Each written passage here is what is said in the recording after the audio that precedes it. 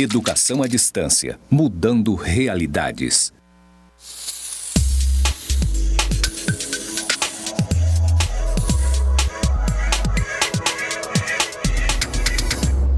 Estamos aqui para nos encontrar e nos despedir também, porque é a última teleaula desse módulo e nós vamos continuar discutindo as atribuições do Conselho Tutelar, mas antes da nossa apresentação, vamos ouvir o que vocês têm a nos dizer e a perguntar.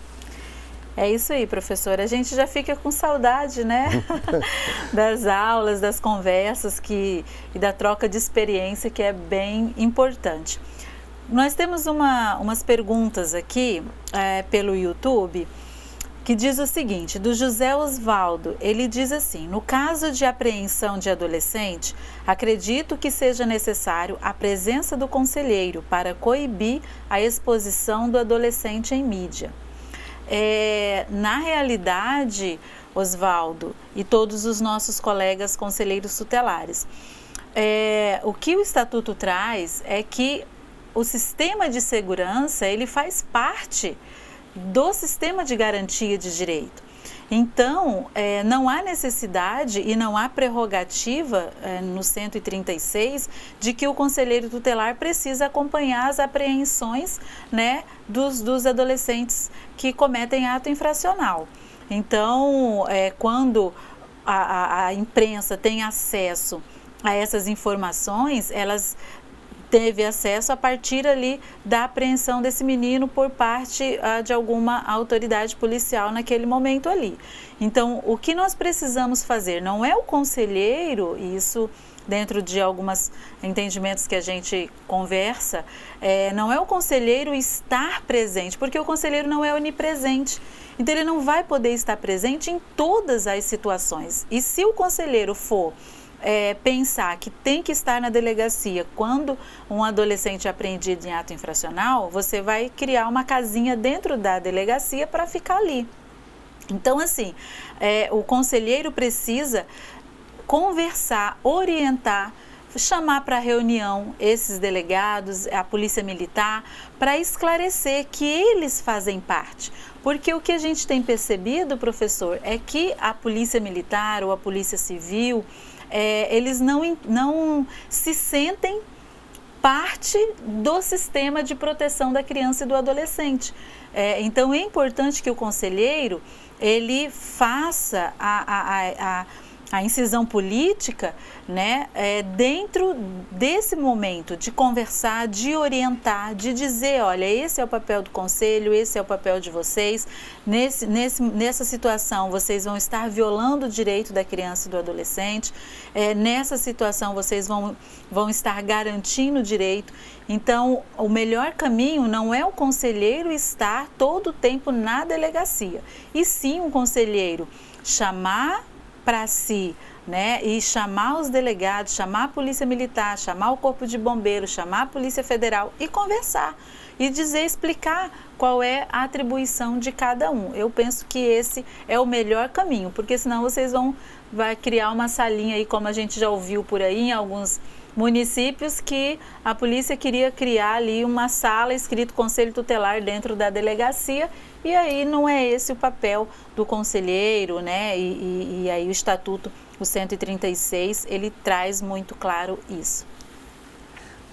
Isso é importante, o que a professora Rose está colocando, para compreender o trabalho interconectado, né? Essa interconexão das ações compartilhadas, é uma interconexão compartilhada, porque nós temos um sujeito em foco que é o adolescente.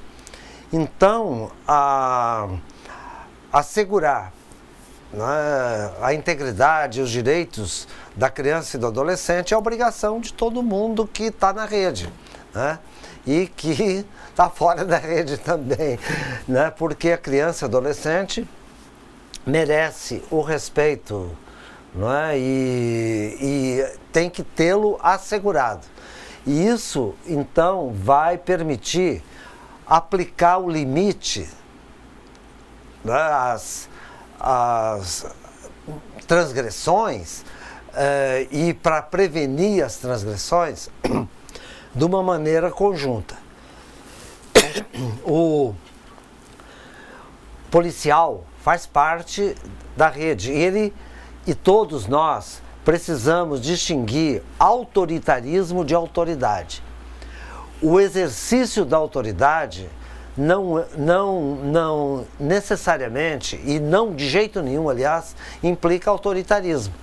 O autoritarismo é o arbítrio, né? É o uso da força sem o critério, né, da atuação pensada, comedida, necessária.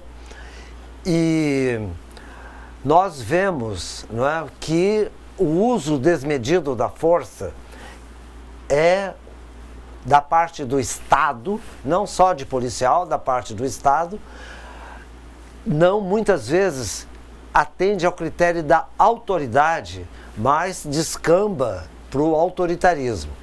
O autoritarismo é o exercício do poder sem o critério da lei, sem o critério, não é, do respeito. Então, e a autoridade é o exercício, não é, do que está previsto na lei, do que está previsto na conduta de respeito.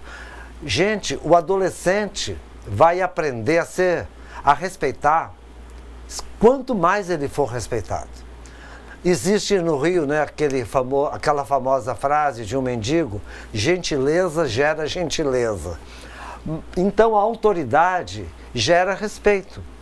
Então a autoridade é fundamental para a convivência humana, né? Nós precisamos de autoridade. E o exercício da autoridade vai permitir uma convivência dialogada e de respeito da criança ou do adolescente pelo adulto e do adolescente pela criança. É recíproco, não é? É recíproco. Bom, mas vamos encerrar o nosso trabalho. Eu tinha feito 7 exercícios, então eu vou colocar aqui o 7º exercício ao invés do 6º, que era sobre atribuição, e vocês vão esquecer o 6º. Aqui está o 7º, que é uma múltipla escolha, que é o contexto em que se originam as denúncias que chegam ao Conselho Tutelar, a atribuição das causas mais profundas. Na psicologia social, nós temos muitos estudos sobre atribuição de causalidade, porque nós atribuímos causalidade não numa relação de causa e efeito somente, né? Mas atribuímos causalidades pela nossa representação social de quem é culpado. Nas aulas, né, eu fazia esse exercício. Se o estudante chegava, não cumpria o dever, ele dizia: a culpa é do professor que não deu a orientação correta. E o professor dizia: não, a culpa é do aluno que não entendeu certo. Então, nós atribuímos causalidade de acordo com o lugar de fala, com o lugar que nós estamos. Então, as denúncias chegam devido às brigas pessoais entre marido e mulher, a sociedade desigual com relações de violência contra a criança e o adolescente. Há casos de insubordinação. Então, a denúncia sempre é uma insubordinação. Letra D. Finalmente, essa denúncia é porque estamos culpando crianças, nós não temos compaixão por elas. A necessidade de repressão. Então, nós temos que estar sempre reprimindo, e isso, a denúncia, né, tem origem profunda nessa necessidade, entre aspas, de repressão. Bem, então esse seria, assim, né, para a gente pensar um pouco, né, a representação social das denúncias. Bem, eu queria hoje abordar com vocês mais detalhadamente, né, uma atribuição que se chama encaminhamento. E o encaminhamento não é um jogo de empurra, né? O encaminhamento, ele vai ser feito com análise da situação, na demanda da pessoa vitimizada, na questão, né, do direito que está em jogo, e também na rede de proteção. Esse encaminhamento pode estar acompanhado de requisição, de notificação, termos de constatação ou de outras formas de fazer valer os direitos da criança e do adolescente. E pode também necessitar do apoio da área. Então, o encaminhamento, né, ele pode ser feito ao Ministério Público, né, segundo o item 4, que coloca a notícia de fato que constitua infração administrativa ou penal contra os direitos da criança e do adolescente. Então, o Conselho Tutelar tem que ter uma boa relação com o Ministério Público, não jogar tudo para o Ministério Público, mas também, né, só notificar, encaminhar ao Ministério Público ou requisitar serviços, né, quando o direito do adolescente e da criança estão sendo violados. Por exemplo, enviar comunicado ao Ministério Público sobre uma notícia de jornal ou foto, agressão à criança, que traga indícios de violação de direitos ou notícia de descumprimento de uma determinação de proteção por parte de uma autoridade pública. Então, o Conselho Tutelar viu uma notícia de exploração sexual, né, no jornal, ele tem que encaminhar um comunicado ao Ministério Público dessa notícia, porque o direito da adolescente ou do adolescente está sendo violado, né? No caso de trabalho na rua, né, encaminhar também um comunicado ou dentro do critério anterior que nós vimos, da orientação e do atendimento. Então, o encaminhamento, ele é complementar, né? Não é um jogo de empurra. Só uma parte, professor, com essa questão do encaminhamento para o Ministério Público, que o senhor trouxe do trabalho na rua. Sim. Né? É importante nós entendermos que, por exemplo, se é um menino que está vendendo picolé na rua, né?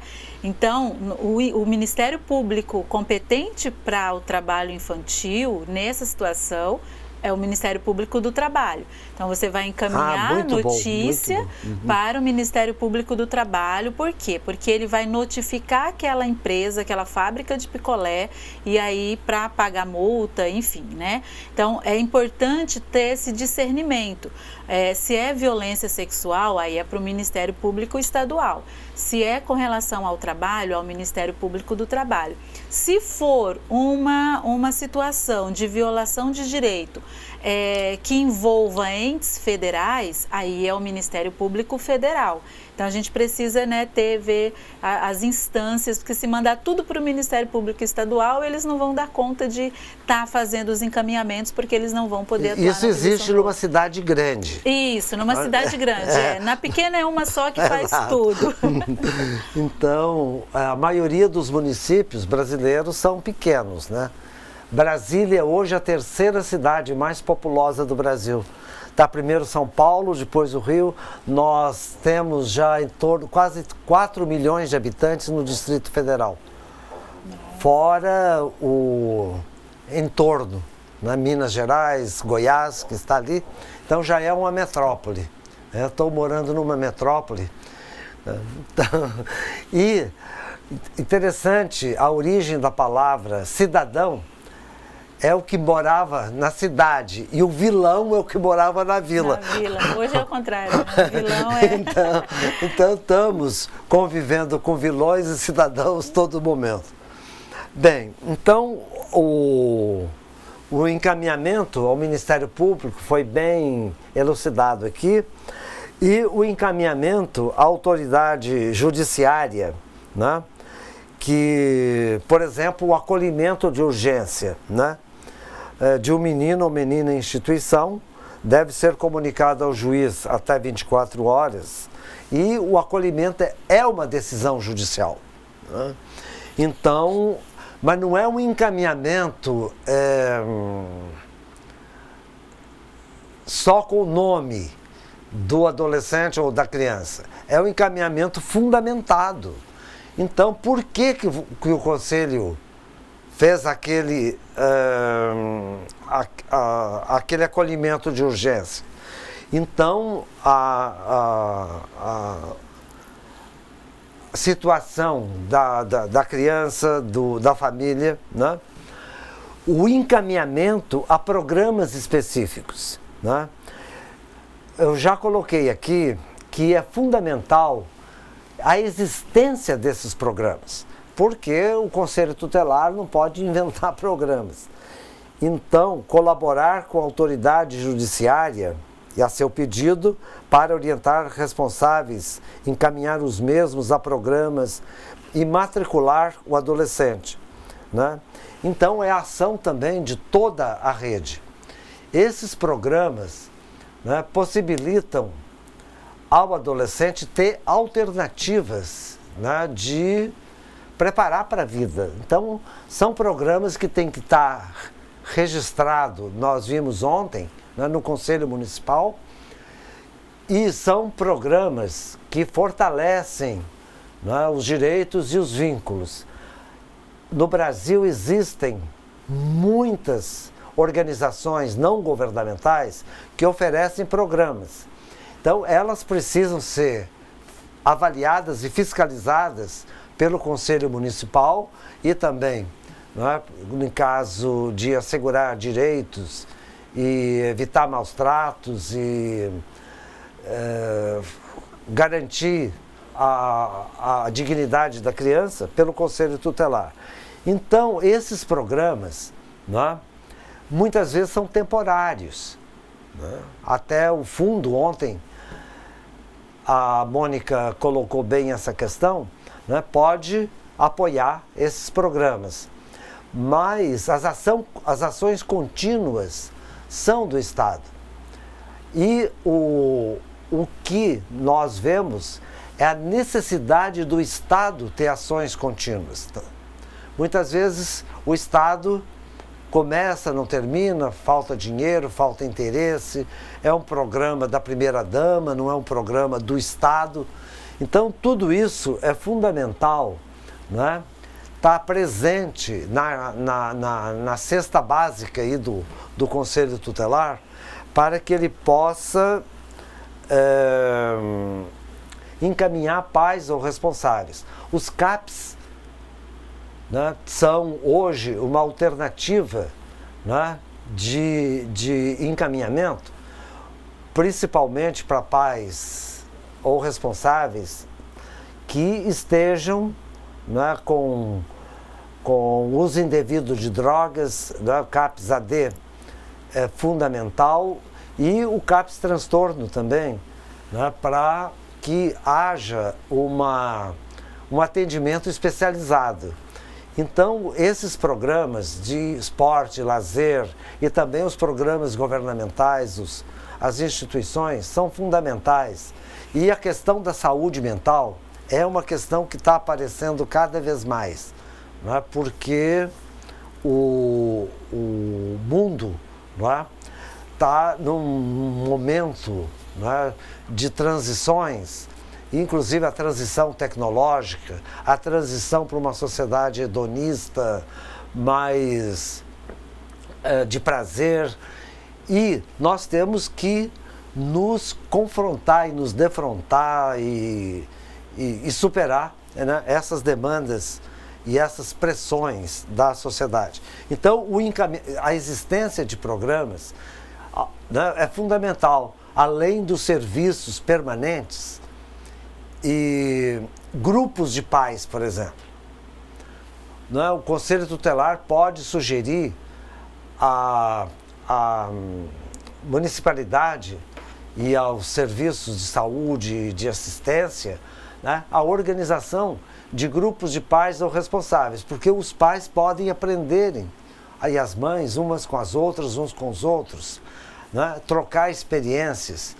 E o próprio CRAS pode trabalhar nesse sentido, né, e o Conselho Tutelar demandar a implantação de um programa.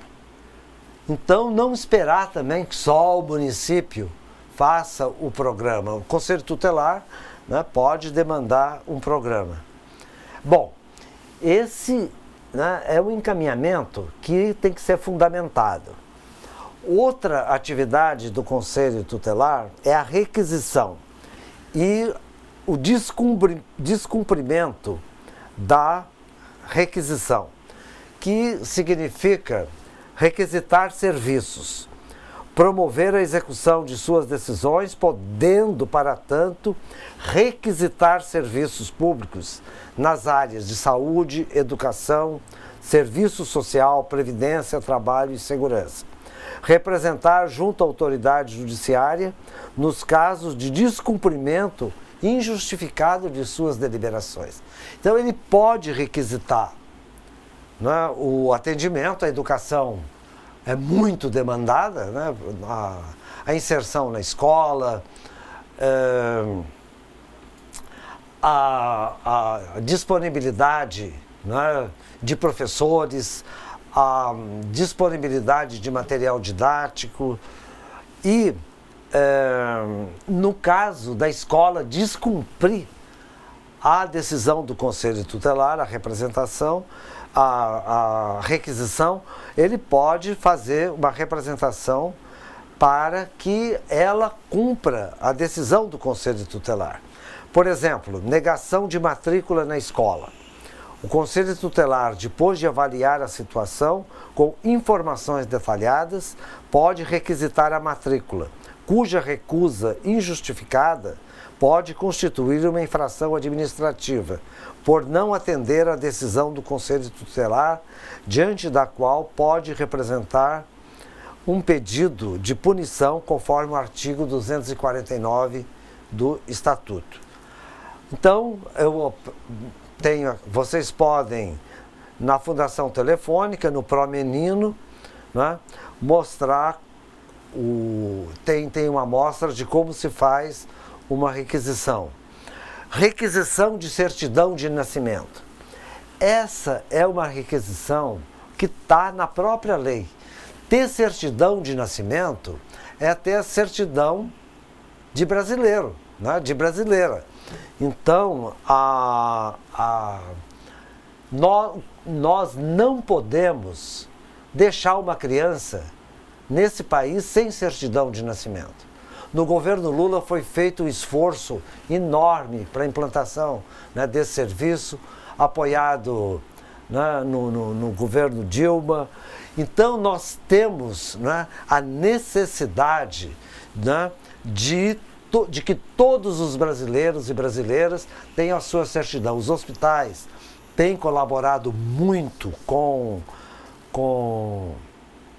esse esforço, os cartórios, né? Então, a documentação inicial, né, da cidadania é a certidão de nascimento, que é a afirmação de uma identidade. Eu tenho pai, no caso, muitas vezes os pais, alguns casos eles se recusam, mas hoje o Ministério Público obriga, né, o juiz a incluir o nome do pai. E a certidão de nascimento, né, é o lugar de cidadão. Esse lugar de cidadão é muito, muito importante. Nós não podemos nos acolhimentos, nos abrigos, né, admitir a falta dessa documentação. Essa documentação da criança é fundamental para a própria identidade social da criança. Que nós somos seres individuais, mas somos, né, somos seres sociais e socio-individuais. Então a certidão de nascimento, né, e também a certidão de óbito é um documento fundamental do exercício da cidadania, né, e isso, né, faz com que desde cedo nós estejamos pensando na cidadania daquela criança, daquele adolescente. Você quer comentar? Isso. É importante nós esclarecermos com relação a essa requisição, né? No caso de uma criança ou de um adolescente que esteja aí em situação de acolhimento, vamos colocar nessa situação. O diretor ou o guardião do acolhimento, ele não tem essa prerrogativa, né? Ele não pode chegar lá no cartório e pedir a segunda via, né? Requisitar. Ótimo. Ele não pode. Ele vai fazer o quê? Ele vai pedir, conversar, solicitar que o conselho tutelar requisite essa certidão de nascimento. Ou se aconteceu alguma situação de óbito, a mesma coisa, como o professor Falheiros está nos explicando. O que a gente precisa compreender é que o conselho vai fazer a requisição do serviço. Não quer dizer que o conselho precisa botar embaixo do braço, né, e ir lá, né? Em algumas situações, sim, mas você faz a requisição do serviço e encaminha para o cartório para que ele expeça aí a segunda via. É importante também a gente esclarecer que o conselho, e aí entra lá naquela atribuição, professor, de encaminhar a autoridade judiciária, né? Isso. Os casos de competência a ela.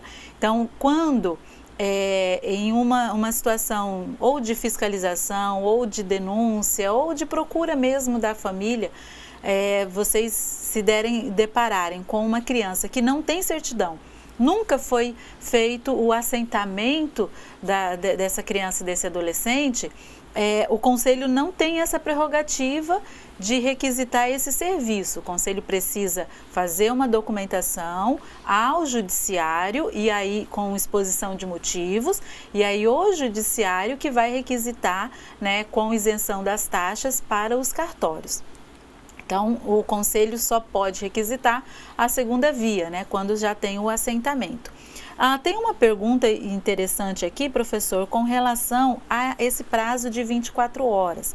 Né? Os colegas estão aqui pedindo que a gente esclareça para eles como que essa questão lá de Ananindeua do Pará, né? A questão do prazo de 24 horas, porque o artigo 93, ele vai dizer que quem faz essa comunicação é a entidade de acolhimento institucional que recebeu esse menino e essa menina.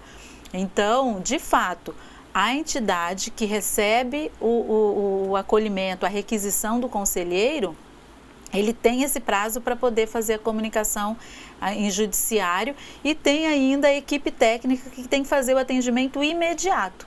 Então, algumas situações a gente percebe que o conselho, o diretor do acolhimento, ele não quer fazer essa comunicação, ele quer passar essa parte para o conselho. O conselho tem outras coisas para comunicar, mas esse em específico é de responsabilidade dos dirigentes, do diretor, do guardião do acolhimento. Muito obrigado, Rose. Foi a sabedoria que você adquiriu no estudo e também na prática. Eu queria colocar, então, a notificação. A notificação pode ser dirigida a pais ou responsáveis a comparecerem ao Conselho Tutelar para elucidar uma questão que será claramente expressa na notificação. Então, a notificação, ela não pode ser feita, venha aqui ao Conselho Tutelar. Não, tem que dizer por quê, tem que mostrar onde, o dia, a hora. Quer dizer, então, é um ato fundamentado, né? Não é um ato arbitrário. Então, a notificação é uma atribuição que o Conselho Tutelar tem, pode ser para o dirigente né, de abrigo, de entidade, pode também dirigir a questão de eventos, né, responsáveis por eventos. Então, a notificação é um poder, né, que o Conselho Tutelar tem, porque ele é uma autoridade, ele é um serviço público relevante. Então, não é um comitê de amigos, né? Ele é um serviço público. Tem aqui modelo de notificação, vocês podem consultar aqui. Bem, então, a atuação, então, né, dessa notificação pode também estar associada a uma representação, porque o Conselho Tutelar, né, vai enviar um ofício à autoridade judiciária, conforme o estatuto, né, e o juiz também não dá conta de tudo, né? Então, o Conselho Tutelar pode chamar a atenção, né, do juiz, do Ministério Público, né, que eu estou chamando aqui atuação jurídico-pedagógica do Conselho Tutelar, que os juízes também precisam ser educados, né, para o direito da criança e do adolescente. A infração administrativa, né, pode ser, se tem um adolescente, né, com idade, né, num trabalho, numa empresa, né, pode fazer uma representação. A representação, né, ao Ministério Público, né, para suspensão ou perda do poder familiar, após esgotadas as possibilidades de manutenção da criança junto à família natural. Então, o Conselho Tutelar não tem o poder de destituir do pátrio poder. Isso de jeito nenhum, né? Mas ele vai representar, né, a questão da perda do poder familiar, que antigamente se chamava, né, pátrio poder, hoje é o poder familiar, que todos são responsáveis pela criança e o adolescente, buscando articulação com o CREAS, com o CRAS, né? Porque é uma questão muito séria, né, de muita responsabilidade, né, a destituição do poder familiar, né? Vai ter um processo longo para isso, não é uma decisão, né, eventual, momentânea. Você quer comentar? Voltando só um pouquinho na questão do acolhimento, né? Tem uma pergunta, uma situação que foi colocada aqui, do polo aqui de Porto Velho. A conselheira, ela diz assim, que aqui em Porto Velho o juizado não está aceitando a comunicação, o comunicado do acolhimento, e nos orientou a enviar para o MP. Então, assim, a lei é muito clara, né? O artigo 93, ele é muito claro, ele diz que quem tem que expedir é a entidade e para o judiciário. Então, eu penso que essa orientação não veio por escrito, né? Isso é importante também, essas orientações precisam vir por escrito, mas que tem que ser encaminhado para o judiciário, não é para o Ministério Público, porque o judiciário é que tem a competência de fazer o cadastro dessa criança e desse adolescente no Sistema Nacional de Adoção, né? Porque todas as crianças que têm o acolhimento ali efetivado, eles vão para esse cadastro, né? E ele é de responsabilidade do judiciário, né? E tem as resoluções do CNJ também que trata dessa questão. Então, a comunicação é para o judiciário, né? O juiz da infância e da juventude. É o que está na lei, no ECA, sob pena de responsabilidade desse diretor que não está fazendo essa comunicação. Então, o encaminhamento pelo que está escrito na lei, é para o judiciário e não para o Ministério Público. Muito obrigado. O Conselho Tutelar não tem só as atribuições de encaminhamento, orientação, atendimento, notificação, requisição, mas ele é um agente de educação comunitária, né? Que ele vai também contribuir para a mudança desse olhar sobre a criança e o adolescente. Ele é órgão da sociedade e do Estado e pode promover, estimular debates, palestras, elucidações, campanhas, né? Eu já vi várias cidades do interior, folhetos do Conselho Tutelar, distribuídos em bares, em restaurantes, folders na mídia, no site do município, outdoors, né? Em consonância com o Conselho Municipal.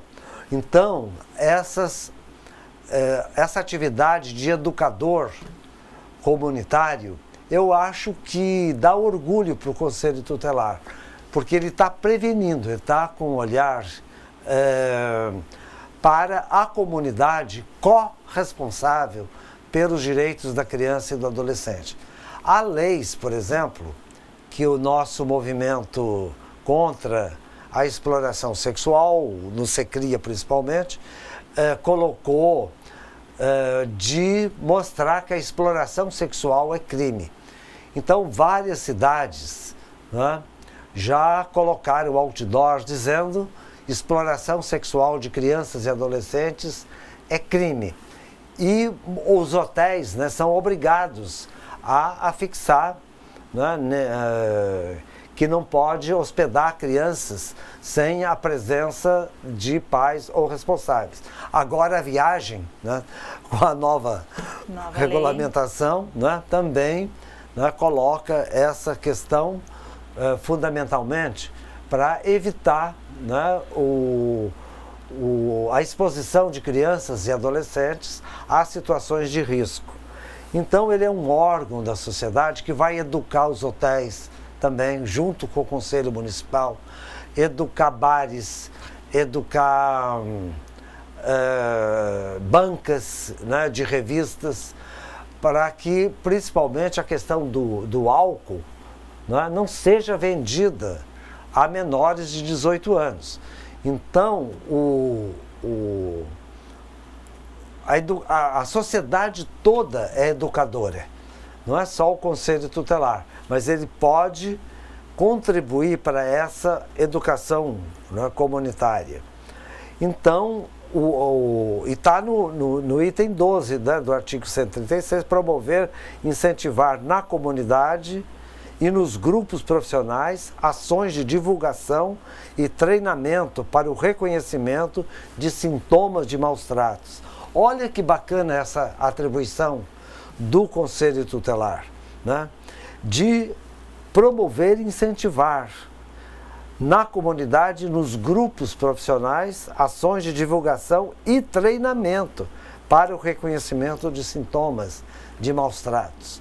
Nos hospitais, muitas vezes, os médicos não têm esse olhar, né, para uma violência praticada. A criança chega com a perna machucada e o adulto acompanhante diz, ele caiu, mas na realidade pode ter sido um chute na canela. Então, é necessário, né, educar os médicos, né, também para esse olhar, né, sobre acidentes.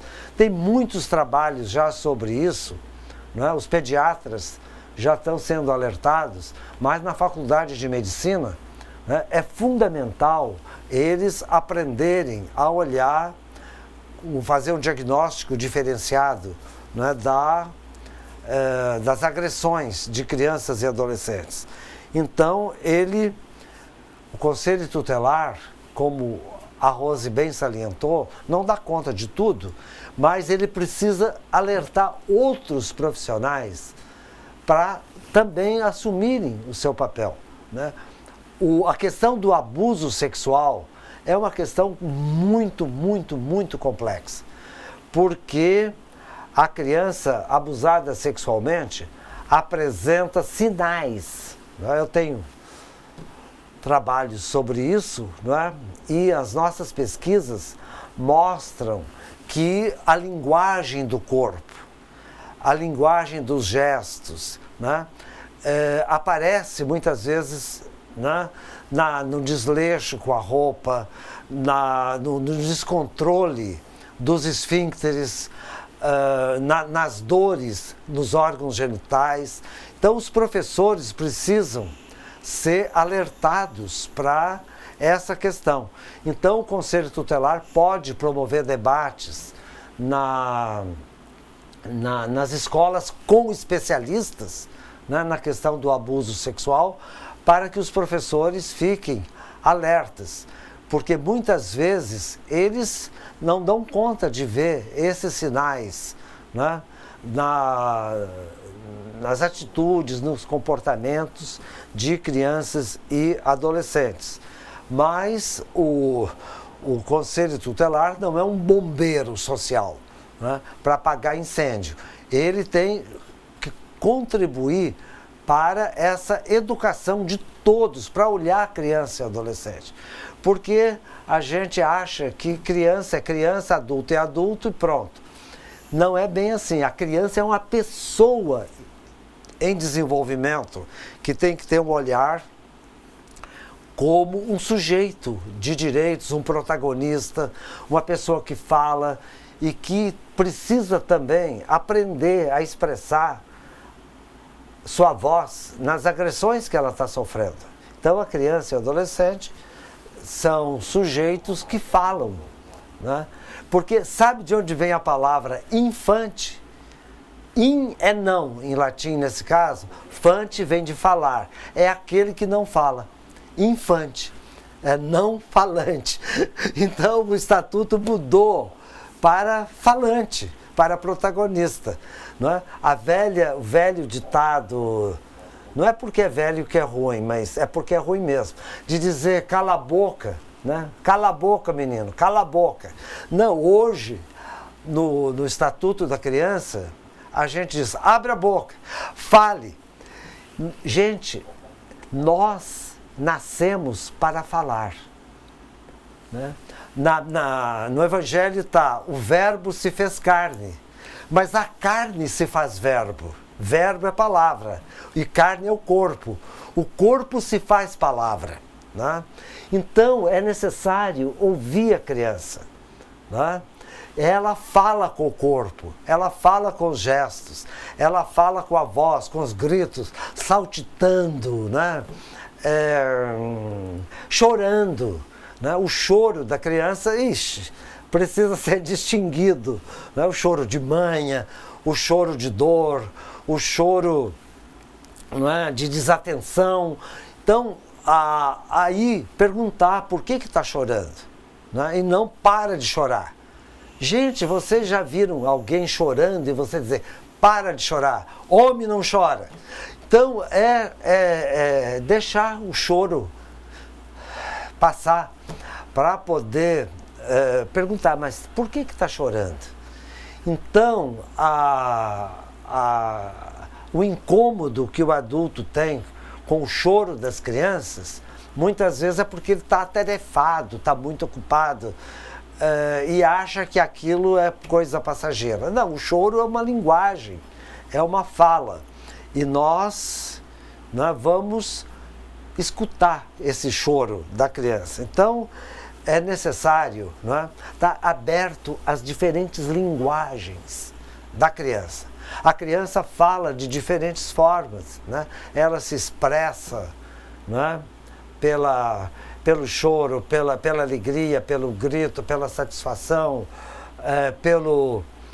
pelos gestos. Então, a criança é um ser comunicativo, como qualquer um, né? Ela não é um ser para obedecer, né, às ordens dos adultos. E o Conselho Tutelar precisa conhecer o marco legal. A Rose até falou nisso, né? E tem alguns deles aqui, eu pus o site para vocês, o Plano Decenal dos Direitos da Criança e do Adolescente, o Plano Nacional de Promoção e Proteção e Defesa dos Direitos de Crianças e Adolescentes à Convivência Familiar e Comunitária, o Plano Nacional de Enfrentamento da Violência Sexual contra Crianças e Adolescentes, o Plano Nacional de Atendimento Socioeducativo, o Plano Nacional de Prevenção e Erradicação do Trabalho Infantil, a Política de Atenção Integral à Saúde da Criança e do Adolescente, o Plano Nacional de Educação, a Políticas para as Mulheres, o Sistema Nacional de Promoção da Igualdade Racial. Então, nós estamos cercados de marcos protetivos, né? Esses marcos protetivos vão também orientar as ações específicas, as ações temáticas, com os conselhos temáticos, né? Como nós já salientamos anteriormente, e a Mônica também. Né? A interação com o Conselho da Assistência, o Conselho da Mulher, né? O Conselho Ambiental, para que haja uma interação, né? A intersetorialidade, né? Nas políticas públicas de atendimento às crianças e adolescentes. Essa intersetorialidade é fundamental, mas, para concluir, né? Eu estou chamando a atenção justamente para a desigualdade social.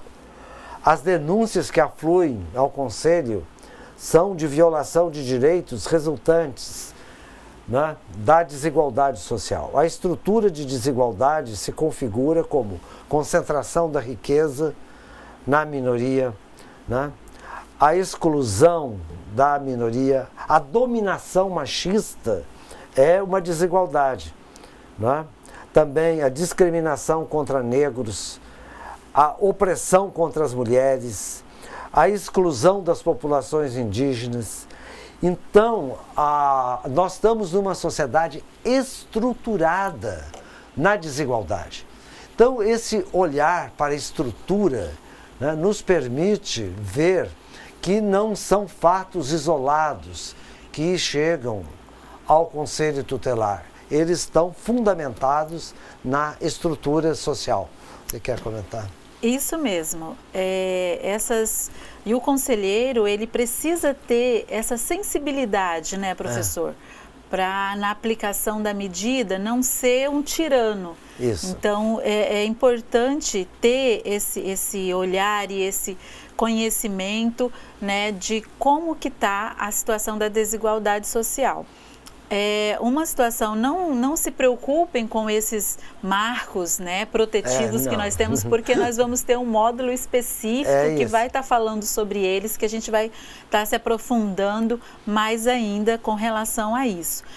Tem uma pergunta, professor, do Polo de Ariquemes, aqui pelo YouTube. Podemos deixar para a gente consegue seguinte, responder no outro momento. A gente vai já está acabando. Responder, que estamos terminando a apresentação, mas as perguntas todas são bem-vindas, né?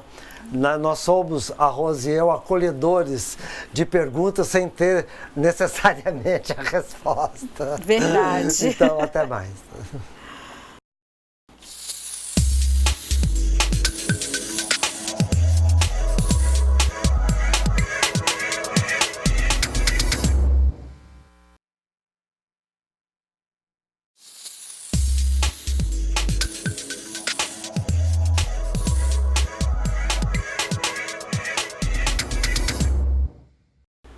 Bom, chegamos ao começo do fim.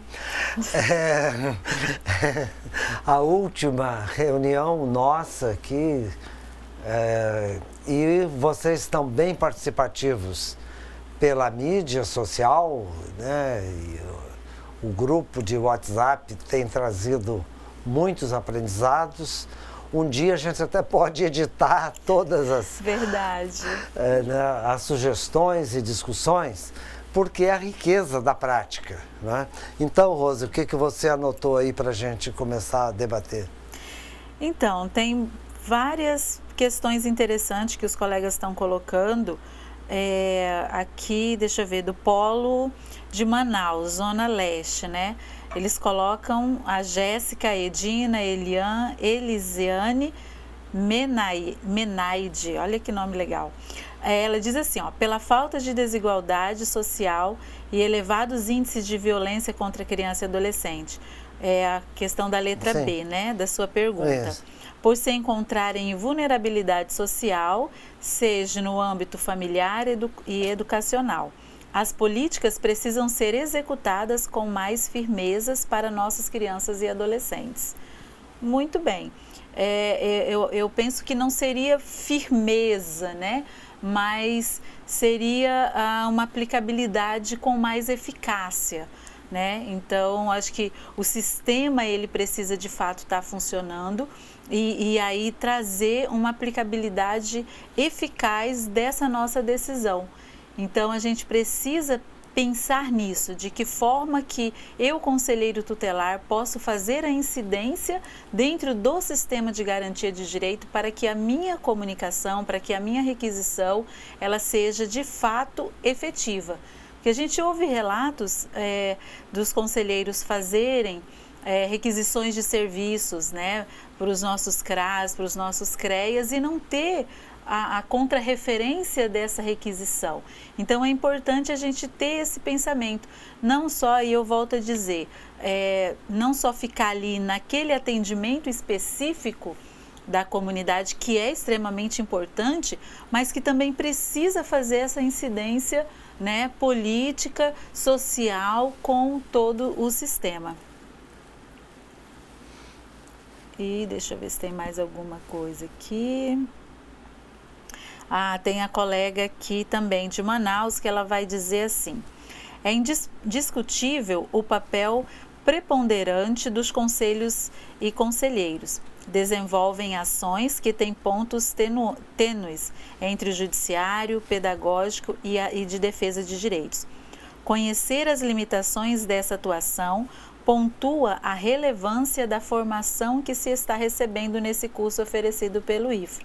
A preocupação social e educativa na formação profissional junto às crianças e adolescentes. Cursista Cleia de Manaus, Zona Leste.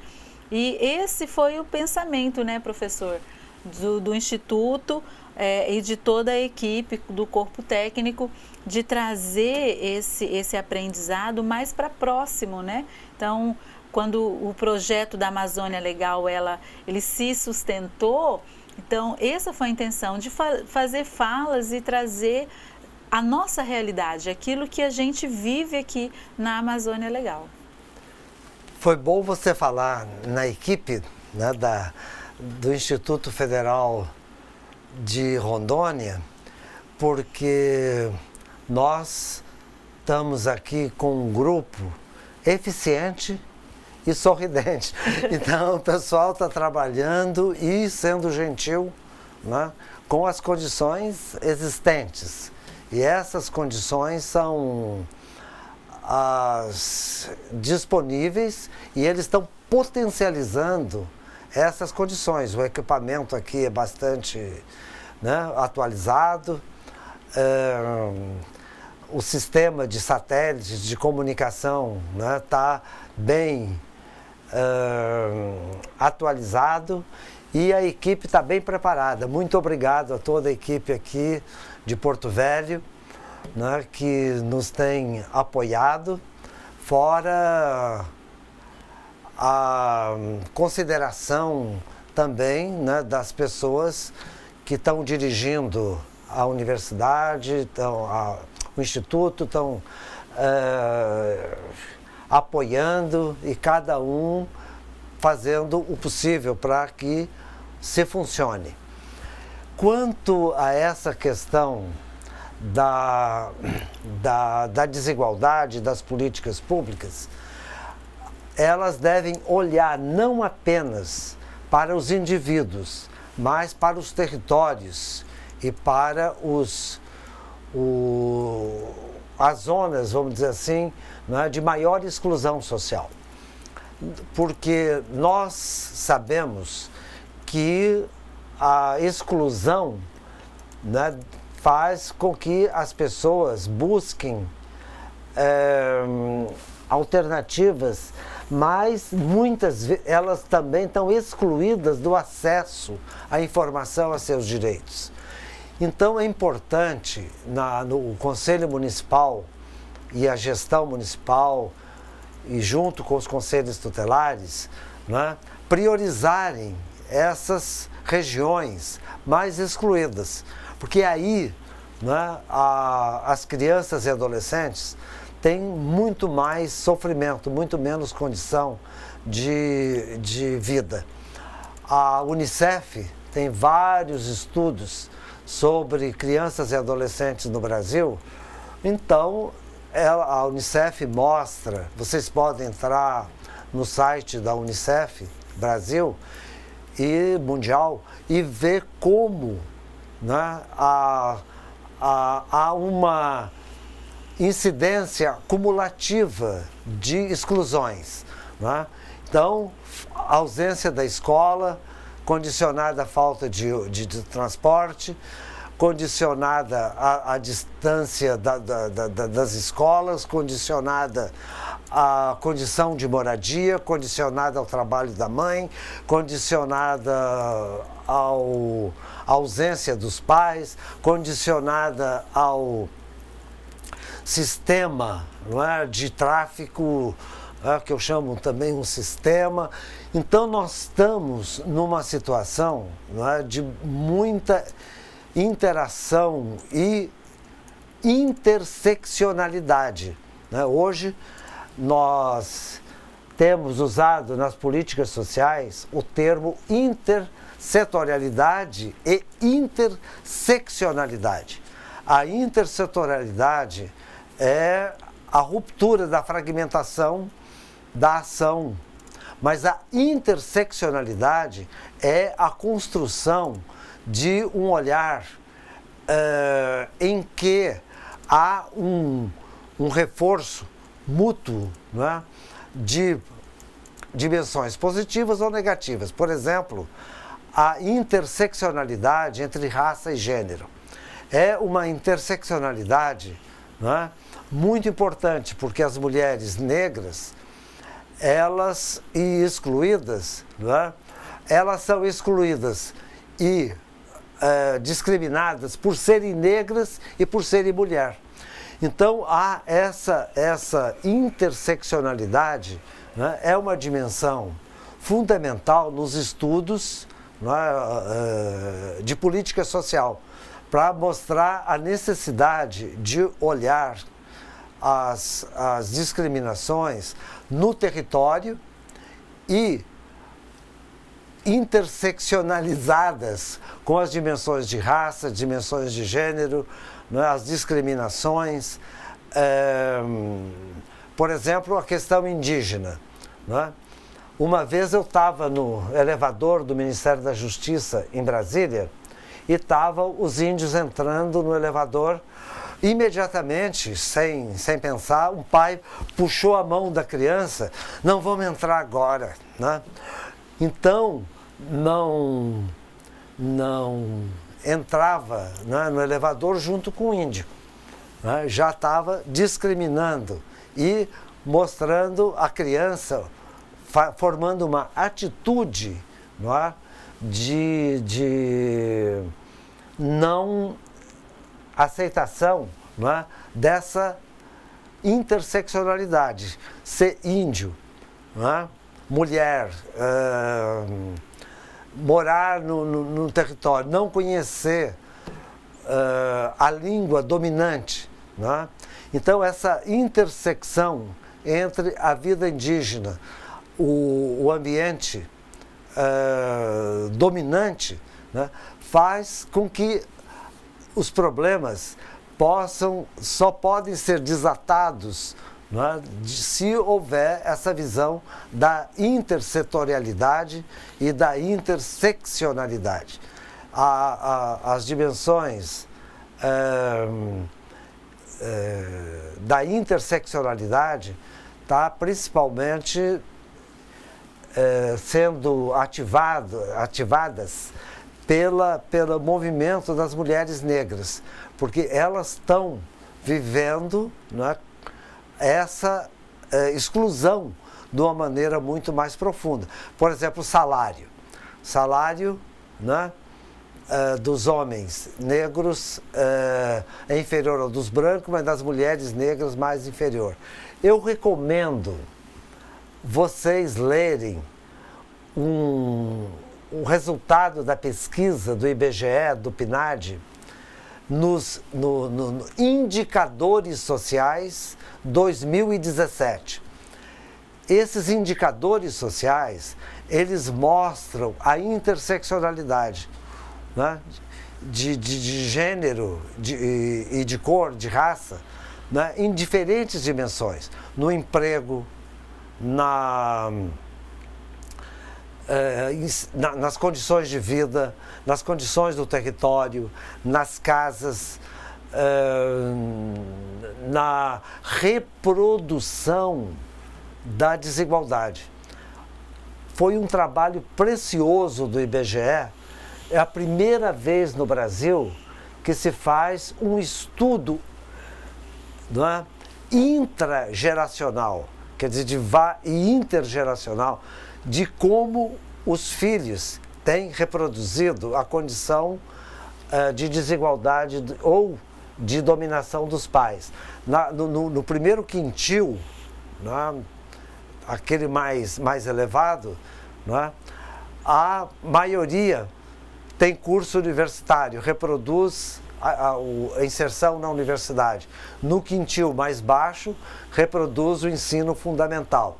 Então, essa reprodução da desigualdade, ela está presente na escola, né, na saúde, né,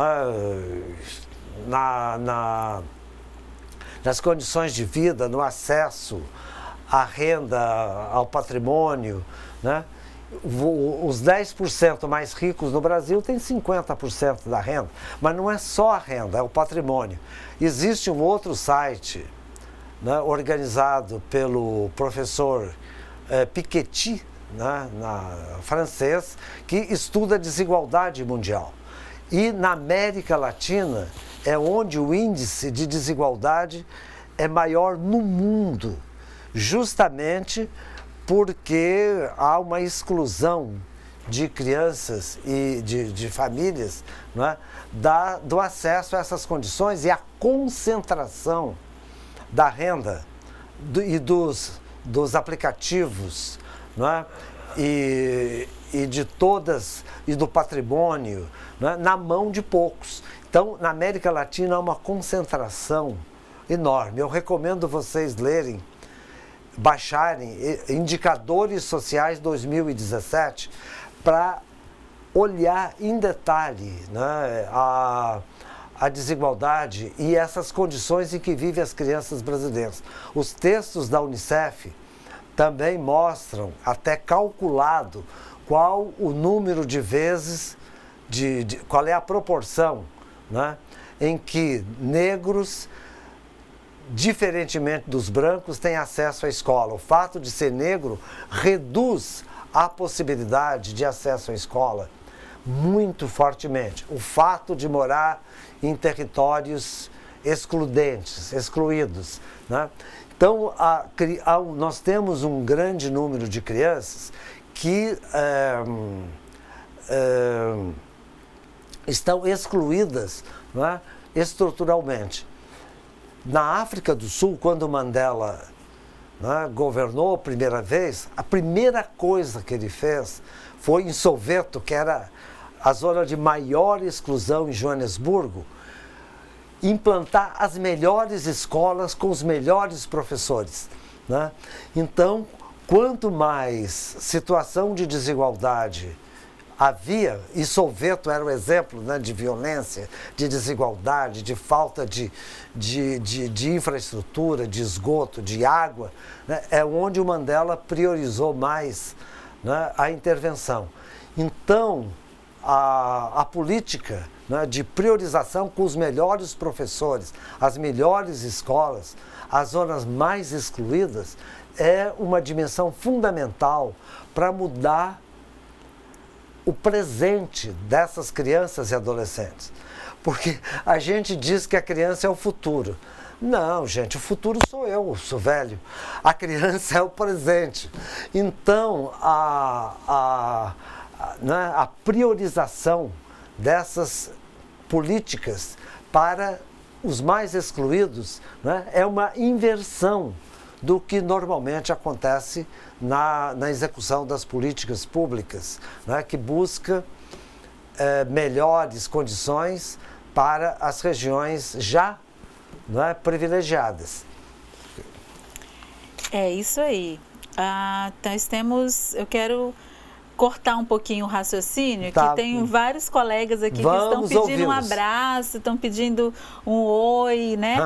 Então, um abraço para os nossos colegas aí do Amazonas, que estão conosco, os nossos conselheiros tutelares, conselheiros de direito, temos outros profissionais também, né, assistentes sociais, psicólogos aí em Manaus que está estudando conosco, também do Amapá, muitos colegas conosco, um abraço para vocês, e obrigada pela participação, o grupo não para aqui, também para o Mato Grosso, para o Maranhão, Tocantins, Pará está tendo uma participação assim excepcional, parabéns para vocês.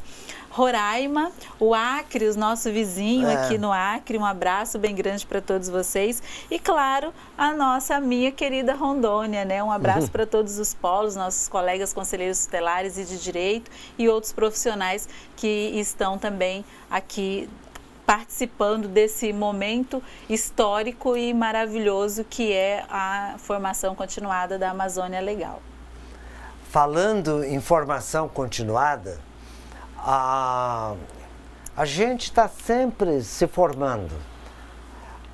Existe um filósofo francês do século XIX, XVIII, XIX, nessa transição, chamado Jacques Cocteau. E ele foi revisitado pelo Jacques Rancière.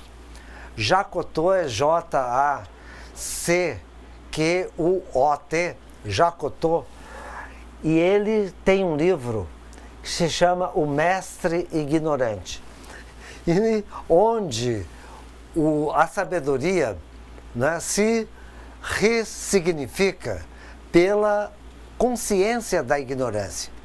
Então, eu aqui quero me despedir de vocês, né, assinalando que eu tomei consciência da minha ignorância, né, porque nessa conversa, né, a gente vê a diversidade de propostas, de sugestões, de diversidades, e a gente vai aprendendo, né? Então, para mim, foi um momento muito gratificante, embora ganhando pouco, com essas aulas, de estar aqui com vocês, trabalhando, né, na reflexão conjunta.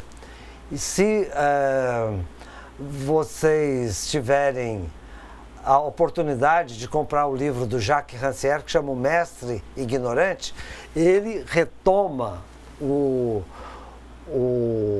a reflexão do Jacques Cocteau, né, que mostra justamente esse processo de ensino-aprendizagem.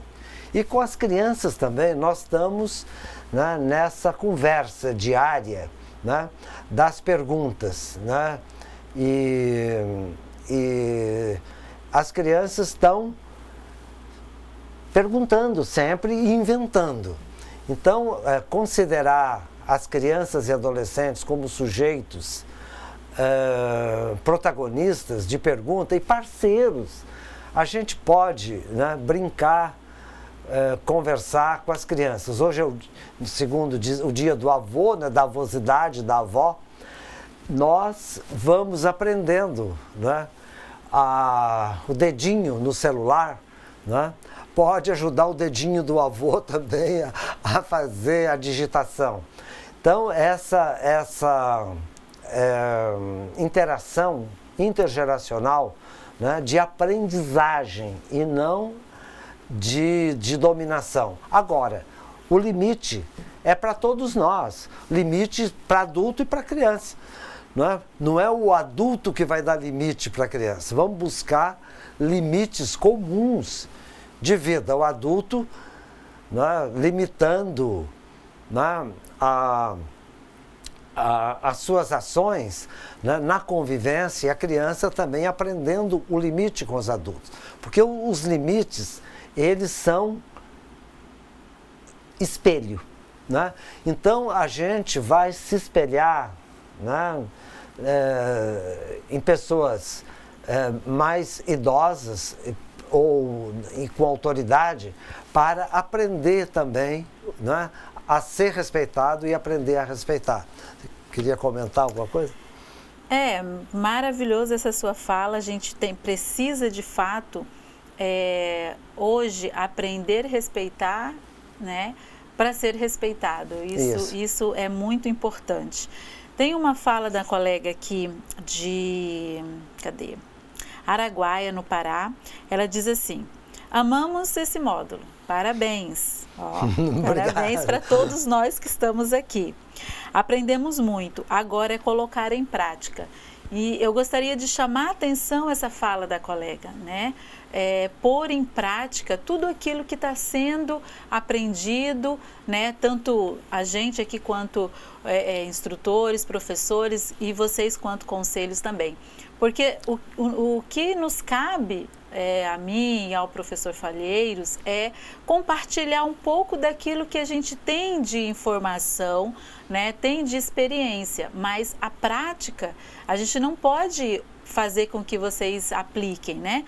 Então isso vai de cada um, e eu acredito que a partir, quando nós chegarmos no último módulo, a gente vai entender que se nós colocarmos em prática cada pedacinho de informação que os professores estão trazendo, e é um time excelente de professores que nós temos, né, nessa grade, então você vai em 2020, vamos dizer assim, né, que a gente vai terminar o módulo já final de 2018, mas tanto nesse caminhar quanto em 2020, você vai conseguir ser um profissional de excelência na garantia do direito da criança e do adolescente. Porque você está tendo uma formação de excelência.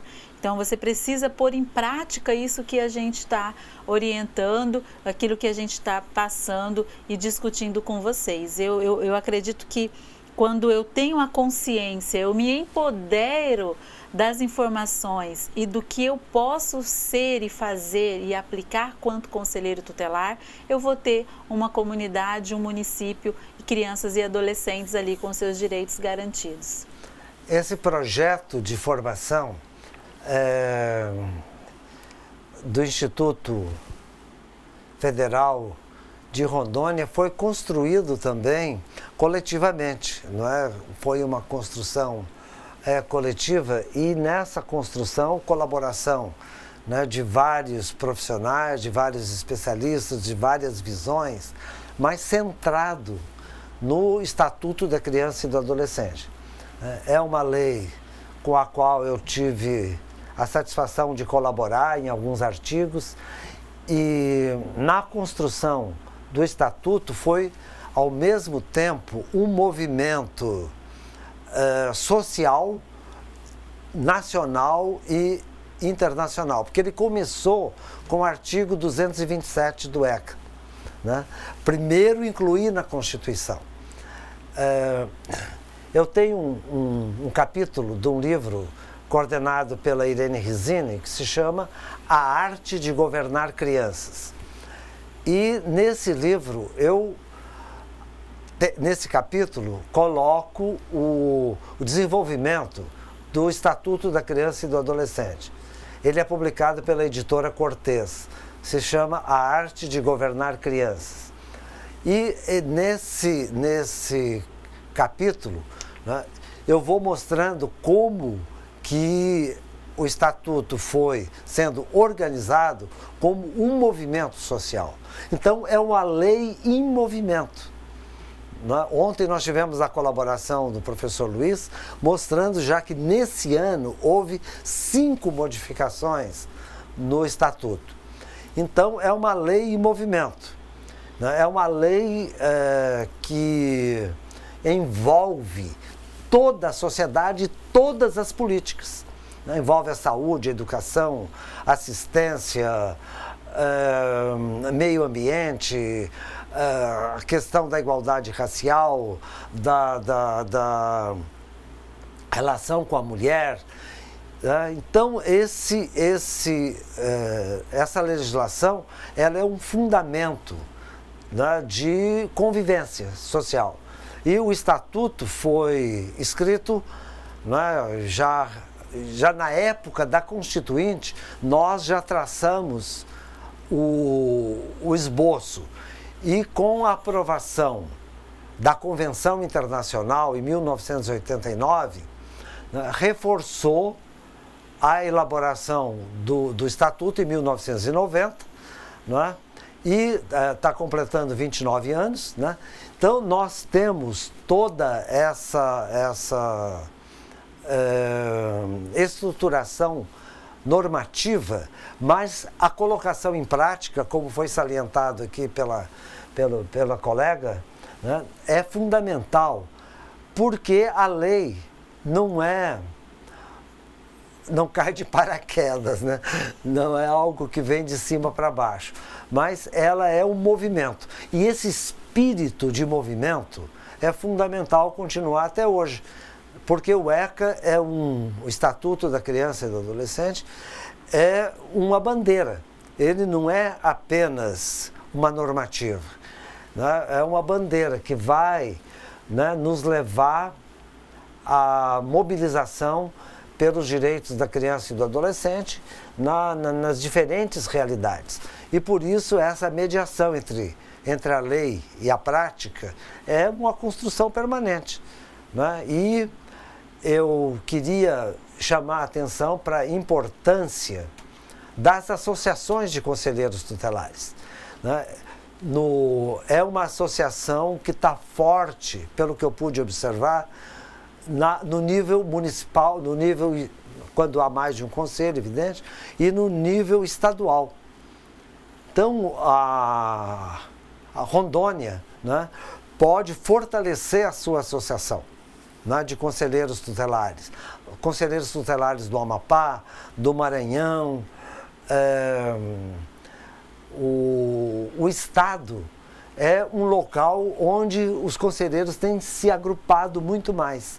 Então, eles podem trocar experiências e a interação com os conselhos municipais ainda não é tão azeitada, às vezes, como a relação com a polícia ou a relação com o juizado.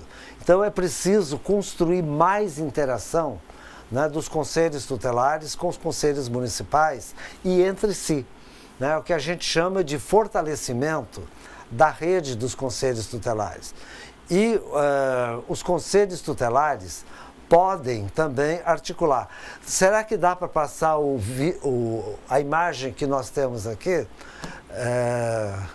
Essa, né, que o conselho tutelar pode construir o seu plano de ação, né? Então, não ficar só a reboque do que vem do plano de ação do Conselho Municipal, que é um plano de ação que vai, vocês olharem a parte, né, de baixo do gráfico, denúncias, violações, fragilidades e demandas, no sentido de assegurar as condições de infraestrutura, funcionamento e organização, assegurar a capacitação e a formação, garantir a articulação de redes de proteção e do relacionamento com a sociedade e assegurar os fluxos para dar resolubilidade, para olhar aí a parte que está em cor preta, né? A proteção integral, a interrupção das violações e a prevenção. Então, o Conselho Tutelar, ele, com o olhar da proteção integral, ele vai trabalhar para interromper as violações e numa perspectiva de prevenção.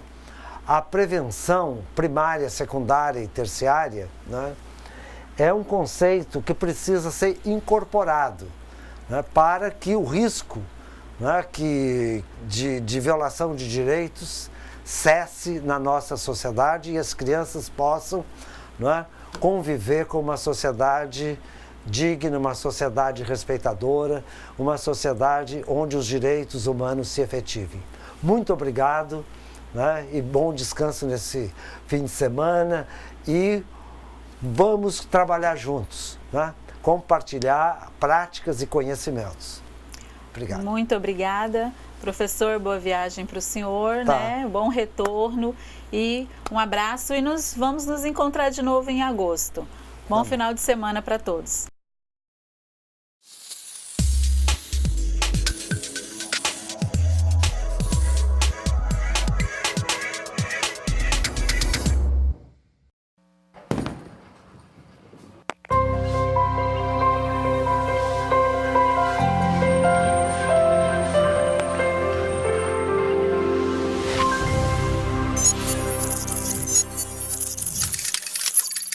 Educação à distância, mudando realidades.